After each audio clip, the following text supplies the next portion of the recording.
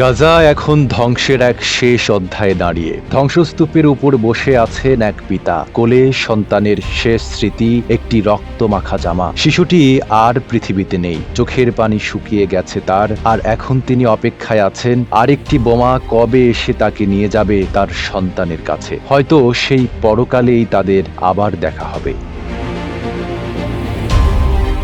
দখলদার ইসরায়েলের লাগাতার বোমাবর্ষণে ধ্বংস হয়ে যাচ্ছে ঘরবাড়ি, হাসপাতাল, স্কুল, এমনকি আশ্রয় কেন্দ্রগুলো। মৃতের সংখ্যা বাড়ছে প্রতিদিন, শিশুদের রক্তে রঞ্জিত হচ্ছে এই পবিত্র ভূমি।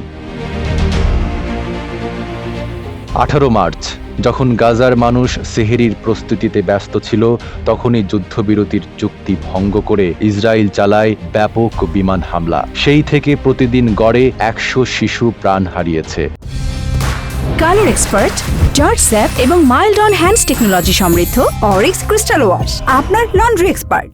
ডোনাল্ড ট্রাম্পের দ্বিতীয় মেয়াদে অনেকে আশা করেছিল এই অঞ্চলে শান্তি ফিরবে, কিন্তু বাস্তবতা হলো উল্টো। উস্কানিতে হামলার মাত্রা বেড়েছে বহুগুণ। জাতিসংঘের ফিলিস্তিনি ত্রাণ সংস্থা UNRWA এর বরাতে আল জাজিরা জানিয়েছে, গাজা এখন শিশুদের জন্য পরিণত হচ্ছে নো ল্যান্ডে, একটি নিষ্ঠুর, শূন্য, অমানবিক ভূমি। সংস্থাটির প্রধান ফিলিপ লাজারিন বলেন, এই যুদ্ধ শিশুদের তৈরি করা নয়, কিন্তু তাদের জীবন এখানেই থেমে যাচ্ছে। এটি আমাদের সম্মিলিত মানবতার জন্য এক কলঙ্ক।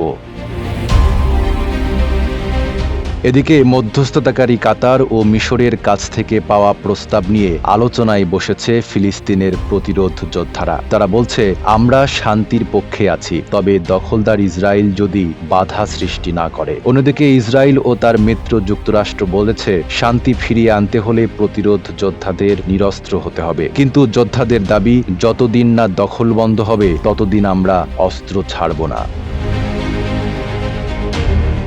গাজা আজ ইতিহাসের এক বেদনাবিধুর অধ্যায়, আর মুসলিম বিশ্ব তারা যেন শুধু দর্শক হয়ে বসে আছে, একটি জাতির নিঃশেষ হয়ে যাওয়ার অপেক্ষায়।